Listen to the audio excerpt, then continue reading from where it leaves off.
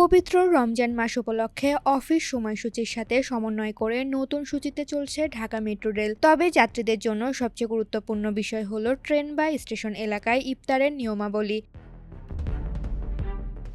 কি করা যাবে আর কি করা যাবে না তা নিয়ে বিশেষ নির্দেশনা দিয়েছে কর্তৃপক্ষ।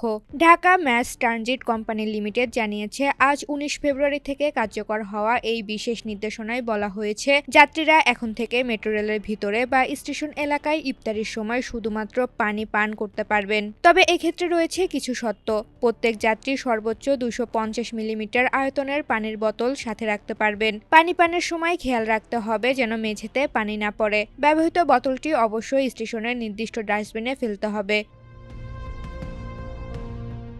কর্তৃপক্ষ কঠোরভাবে জানিয়েছে, পানি ছাড়া অন্য কোনো খাবার যেমন খেজুর, ফল বা কোনো ধরনের শক্ত খাবার প্ল্যাটফর্ম, কনকোর্স বা ট্রেনের ভিতরে গ্রহণ করা যাবে না। রমজান মাসের সাপ্তাহিক কর্মদিবসগুলোতে এই বিশেষ সময়সূচি ও নিয়ম কার্যকর থাকবে। তবে শুক্রবার বা সরকারি ছুটির দিনগুলোতে মেট্রো রেল চলাচলের আগের সময়সূচি বহাল থাকবে। পবিত্র রমজান মাসে যাতায়াত নির্বিঘ্ন করতে যাত্রীদের এই নিয়মগুলো মেনে চলার অনুরোধ জানিয়েছে ডিএমটিসিএল।